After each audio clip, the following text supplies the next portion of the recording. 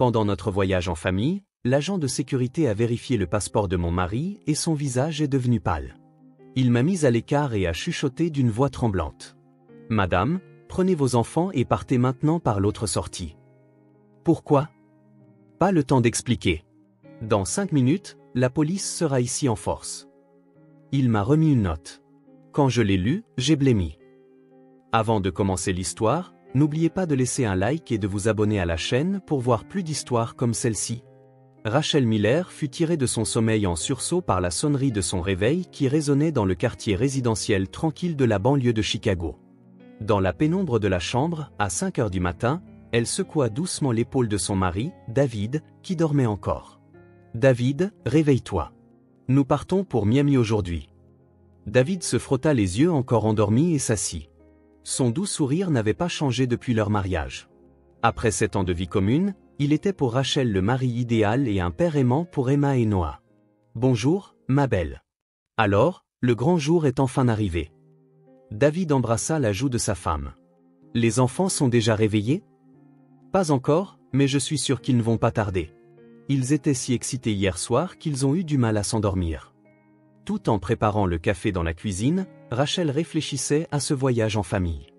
En tant que graphiste indépendante travaillant à domicile, des vacances en famille étaient un luxe qu'elle attendait depuis longtemps.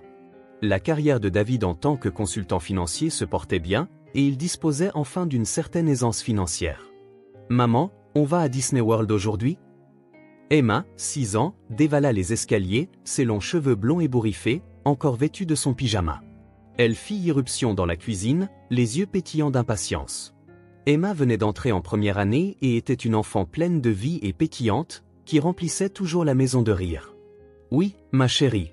Mais d'abord, il faut prendre le petit déjeuner et se préparer. »« Et moi? Et moi ?»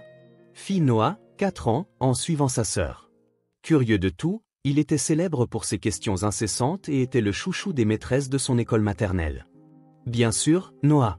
Toute la famille y va. » Rachel prit son fils dans ses bras. David descendit les escaliers et regarda ses enfants. « Puisque c'est un jour spécial, prenons un petit déjeuner spécial. Que diriez-vous de pancakes? »« Ouah !» s'écrièrent Emma et Noah à l'unisson. En regardant David s'occuper des enfants, Rachel sentit une fois de plus à quel point elle était chanceuse d'avoir un si bon mari. Il ne laissait jamais l'entière responsabilité des enfants à sa femme. Le week-end, il les emmenait activement au parc, et même en semaine, il participait au rituel du coucher. Ses amis lui disaient souvent à quel point elle l'enviait. Autour de la table du petit déjeuner, la conversation familiale était animée. « Papa, les avions, ça ne fait pas peur ?» demanda Noah, inquiet. « Pas du tout. On va voler au-dessus des nuages. Je parie qu'on verra des paysages magnifiques, » répondit David en caressant la tête de son fils. « Je veux une place près du hublot, » s'exclama Emma en levant la main. « On fera à tour de rôle. Emma l'aura à l'aller, et toi à ton tour au retour, Noah, » suggéra Rachel, et les enfants acceptèrent. Après le repas, toute la famille commença les dernières vérifications des bagages. Rachel vérifia les vêtements et les affaires des enfants tandis que David s'assurait de ne pas oublier les documents importants et l'assurance voyage. « On n'oublie rien? La crème solaire ?» ajouta Rachel. « Il fera chaud à Miami. »« Et mon dinosaure en peluche ?» demanda Noah, anxieux.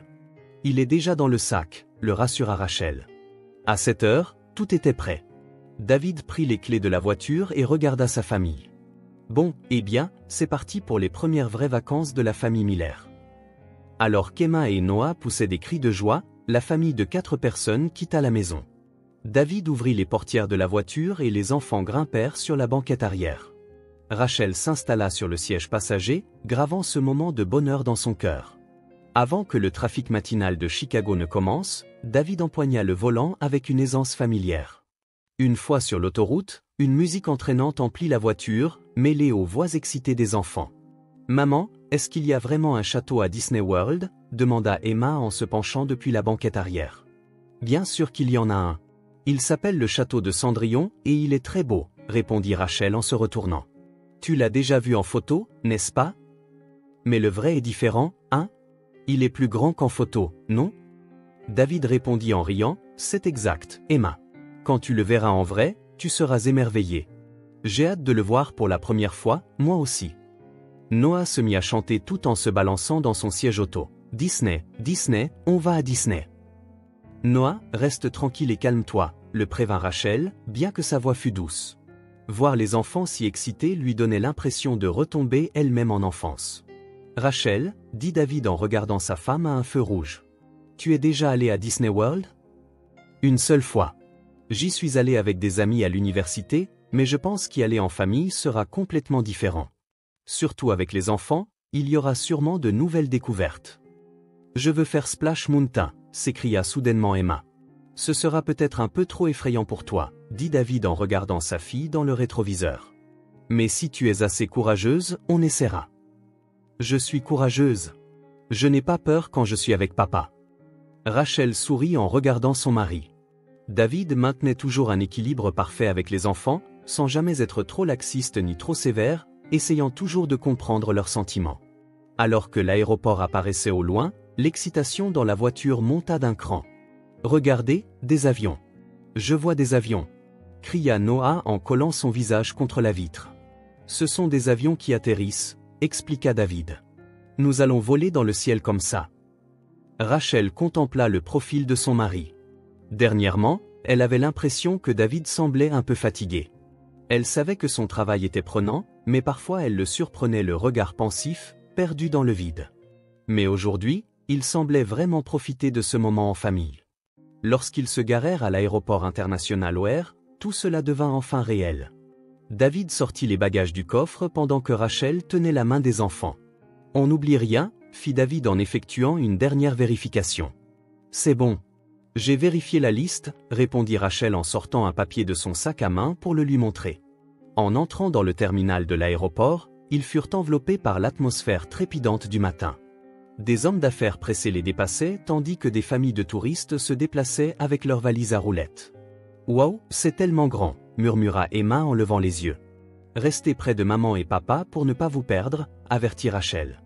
Pendant qu'il faisait la queue au comptoir d'enregistrement, David ne cessait de vérifier l'intérieur de son sac. « Tu vas bien? Quelque chose te préoccupe ?» lui demanda Rachel à voix basse. « Oh non. C'est juste que ça fait un moment qu'on n'a pas voyagé, alors je suis un peu nerveux. » « Je me demande si tout va bien se passer, » répondit David avec un sourire forcé. « Ce n'est rien de grave. » Rachel serra la main de son mari. « Je suis sûr que ce sera un voyage merveilleux. Ce sera un souvenir inoubliable pour notre famille. » Après l'enregistrement, ils firent face à une longue file d'attente pour le contrôle de sécurité. L'aéroport, en ce matin de semaine, était plus bondé que prévu. « Papa, c'est encore long ?» demanda Noah d'un ton las. « Plus pour très longtemps. » « Soyons patients » répondit David en prenant son fils dans ses bras. Emma observait les gens autour d'eux. « Maman, où vont tous ces gens? » Tout le monde va à des endroits différents. Certains sont en voyage d'affaires. D'autres partent en vacances, comme nous. La file avançait lentement. Rachel commença un jeu de mots pour que les enfants ne s'ennuient pas. David se joignit à eux, mais vérifiait sa montre de temps en temps. « On est dans les temps. On a encore largement le temps » essaya de le rassurer Rachel. C'est vrai, mais on ne peut pas être en retard. Lorsque leur tour pour le contrôle de sécurité approcha enfin, David sortit toutes les cartes d'embarquement de la famille de la poche de sa veste. « Papa, est-ce que je pourrais jouer à des jeux dans l'avion » demanda Noah, plein d'espoir. « Bien sûr. On a aussi apporté la tablette et des livres de coloriage, » répondit David, bien que sa voix contienne une pointe de tension. « On doit enlever nos chaussures aussi » s'étonna Emma. « C'est pour la sécurité. Tout le monde doit le faire » expliqua Rachel.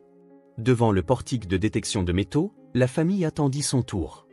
David passa le premier et tendit sa carte d'embarquement à l'agent de sécurité.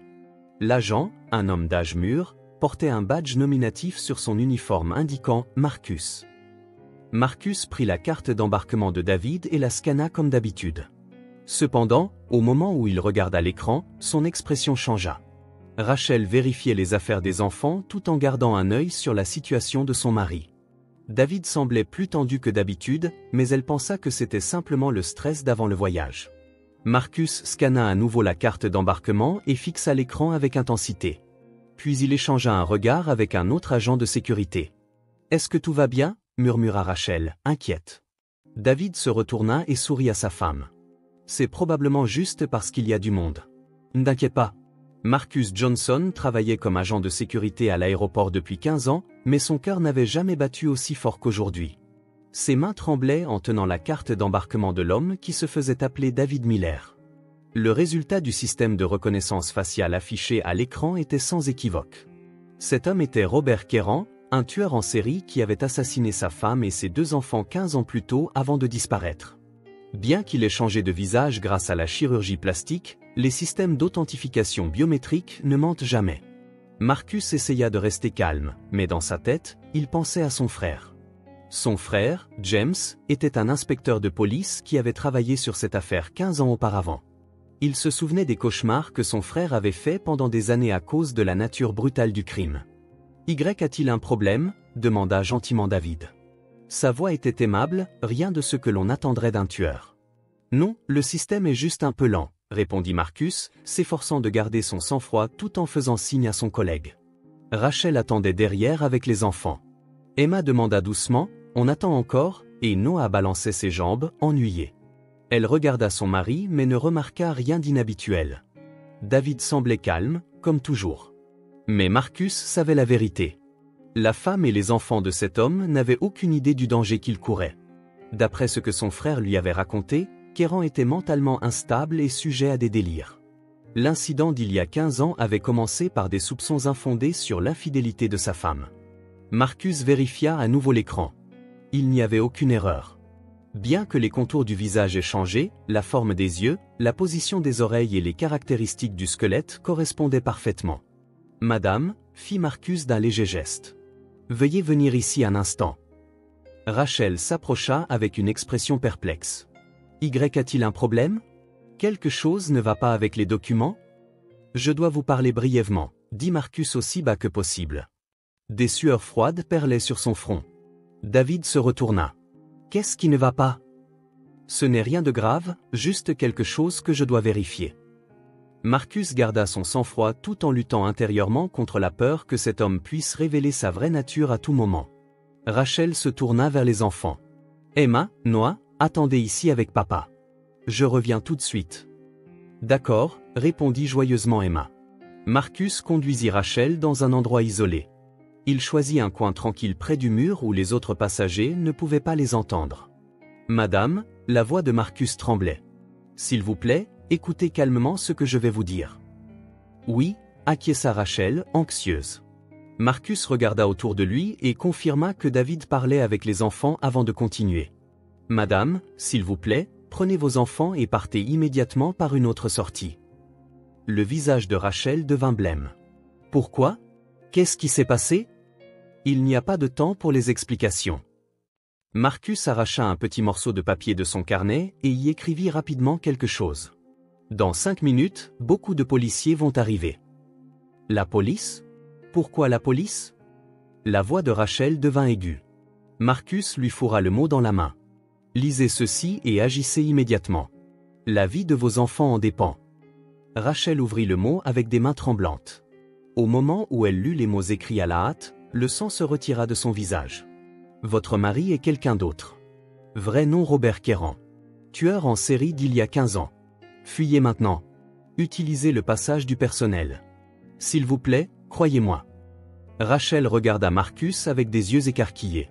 « C'est une blague, n'est-ce pas ? » « Ce n'est pas une blague, » répondit Marcus avec une expression sérieuse. « Mon frère a travaillé sur cette affaire il y a 15 ans. Le système de reconnaissance faciale ne commet pas d'erreur. Il a changé de visage grâce à la chirurgie plastique, mais l'authentification biométrique est certaine. » Rachel se tourna pour regarder David et les enfants. David parlait à Noah avec un doux sourire. La scène était exactement celle du mari aimant qu'elle avait toujours connu. Mais c'est une personne gentille. Il aime les enfants. Il m'aime, dit Rachel d'une voix tremblante. Madame, ce n'est pas le moment de douter. Avant qu'ils ne s'en rendent compte, prenez vos enfants et fuyez, insista Marcus en surveillant les alentours. Vous pouvez sortir par ce passage du personnel, là-bas. Marcus pointa discrètement dans la direction. Quand la police arrivera, il sera acculé et on ne peut pas savoir ce qu'il pourrait faire. Il y a 15 ans. Qu'est-ce qui s'est passé ? Demanda Rachel d'une voix tremblante. Il a tué sa femme et ses 2 enfants. Puis il s'est enfui et n'a jamais été retrouvé jusqu'à aujourd'hui. La voix de Marcus était remplie de douleur. Pour protéger vos enfants, vous devez agir maintenant. Rachel regarda de nouveau vers David. Il caressait les cheveux d'Emma tout en parlant joyeusement. Il était incroyable que l'homme avec qui elle avait vécu pendant 7 ans et élevé 2 enfants puisse être un meurtrier. Cependant, en voyant l'expression sérieuse et les mains tremblantes de Marcus, elle comprit que ce n'était pas une blague. Comment puis-je emmener les enfants sans qu'ils s'en aperçoivent? Je vous ferai un signe à ce moment-là. Dites à vos enfants, allons aux toilettes un instant et éloignez-vous naturellement. Ensuite, allez directement dehors. Rachel prit une profonde inspiration. La situation était incroyable, mais pour la sécurité de ses enfants, elle devait agir. Je comprends, acquiesça-t-elle légèrement. Marcus posa légèrement la main sur son épaule. Soyez courageuse. Vous êtes la seule à pouvoir protéger vos enfants. À ce moment, David regarda dans leur direction. Son regard se déplaça entre Rachel et Marcus, et il fronça légèrement les sourcils. Qu'est-ce qui ne va pas? Il y avait une légère pointe de lassitude dans la voix de David. Le cœur de Rachel battait violemment. C'était juste une vérification de procédure, dit Rachel à son mari. Pas de problème. David sembla soulagé, mais il y avait comme une lueur acérée dans son regard. Rachel frissonna devant ce regard froid qu'elle n'avait jamais remarqué auparavant. Marcus hocha légèrement la tête. C'était le moment. Emma, Noah, appela Rachel d'une voix aussi naturelle que possible. Allons aux toilettes avant notre long vol. Oui, allons-y maintenant. Je viens aussi, dit Noah en levant la main. David commença à se lever. Je viens avec vous. C'est bon, répondit précipitamment Rachel. On revient tout de suite. Tu peux surveiller nos bagages? David hésita un instant, mais se rassit. D'accord, faites attention. Rachel prit la main des enfants et se dirigea dans la direction indiquée par Marcus. En marchant, elle se répétait désespérément de ne pas se retourner. À la porte du passage du personnel, Marcus attendait. Il ouvrit rapidement la porte et fit entrer Rachel et les enfants. « Maman, ce ne sont pas les toilettes, » dit Emma, confuse. « Il y a une autre sortie. C'est plus rapide par ici, » mentit Rachel. Malgré son sentiment de culpabilité, la sécurité des enfants était la priorité absolue. Marcus les guida à travers le passage. Les coulisses de l'aéroport ressemblaient à un labyrinthe, et Rachel perdait le sens de l'orientation. « Madame, une fois dehors, prenez immédiatement un taxi et allez au poste de police, » lui expliqua Marcus à voix basse. « Je vais contacter mes collègues pour accélérer l'arrivée de la police. » Dehors, l'air froid du matin de Chicago les enveloppa. Rachel héla un taxi avec des mains tremblantes. « Maman, où est papa ?» demanda Emma, inquiète. « Papa viendra plus tard. » Rachel serra sa fille dans ses bras. « Tout va bien. Tout va bien. » Alors que le taxi démarrait, Rachel pleura pour la première fois. Elle versa des larmes en silence, tournée vers la fenêtre pour que les enfants ne la voient pas. Pendant 7 ans, l'homme qu'elle avait aimé, en qui elle avait eu confiance et avec qui elle avait partagé sa vie, le père que les enfants appelaient « papa » et adoraient. Tout cela n'était donc qu'un mensonge? Lorsqu'ils arrivèrent au poste de police de Chicago, l'agent d'accueil ne crut d'abord pas l'histoire de Rachel. Cependant, lorsqu'un appel de l'aéroport arriva, une inspectrice apparut immédiatement. « Madame Miller, je suis l'inspectrice Sarah Davis, » dit une femme d'âge mûr d'une voix bienveillante. « Vos enfants pourraient-ils attendre dans une autre pièce? Il y a des choses dont j'aimerais discuter avec vous. » Emma et Noah furent conduits par une policière dans une pièce avec des jouets. Une fois les enfants partis, l'inspectrice se tourna vers Rachel avec une expression grave. « D'abord, je dois vous dire quelque chose, » commença l'inspectrice Davis d'une voix sérieuse. « L'homme que vous connaissiez comme votre mari, David Miller, n'existe pas. » L'esprit de Rachel était confus. « Qu'est-ce que vous dites? Nous sommes mariés depuis 7 ans. C'est une personne réelle. » Sur le papier, une personne nommée David Miller existe bien. Cependant, il est décédé dans un accident de voiture il y a 12 ans. Votre mari usurpait son identité. Rachel se laissa tomber sur sa chaise. C'était comme si la réalité s'effondrait autour d'elle. Alors, quel est son vrai nom? Robert Kéran, 48 ans. Il y a 15 ans, après avoir tué sa femme et ses 2 enfants, il a subi une chirurgie plastique pour changer d'apparence et s'est enfui. L'inspectrice Davis ouvrit un dossier. « Madame, je dois vous parler de cette affaire. Le contenu pourrait être extrêmement choquant pour vous. S'il vous plaît, dites-moi. J'ai besoin de connaître la vérité, répondit Rachel d'une voix tremblante. L'inspectrice Davis sortit une photographie. Voici sa femme qui a été assassinée il y a 15 ans. Jessica Keran. Rachel regarda la photo et haleta. Jessica. Ma cousine Jessica. Vous la connaissiez? Bien sûr, c'est ma cousine. Il y a 15 ans, elle a été tuée par son mari. Mais je n'aurais jamais imaginé que ce mari était Robert Keran. L'inspectrice Davis hocha la tête. L'enquête a révélé que Keran prévoyait de vous approcher depuis longtemps. Il a dressé une liste des parents de Jessica et vous a choisi comme cible. Pourquoi moi? Selon l'évaluation psychiatrique, Keran souffre d'un trouble délirant sévère.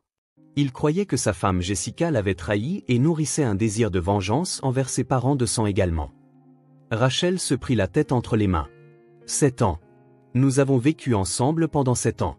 Nous avons même eu des enfants. Keran est extrêmement rusé. Tout en jouant extérieurement le rôle d'un mari et d'un père idéal, il avançait intérieurement un autre plan. Ce voyage faisait probablement aussi partie de ce plan, continua l'inspectrice Davis.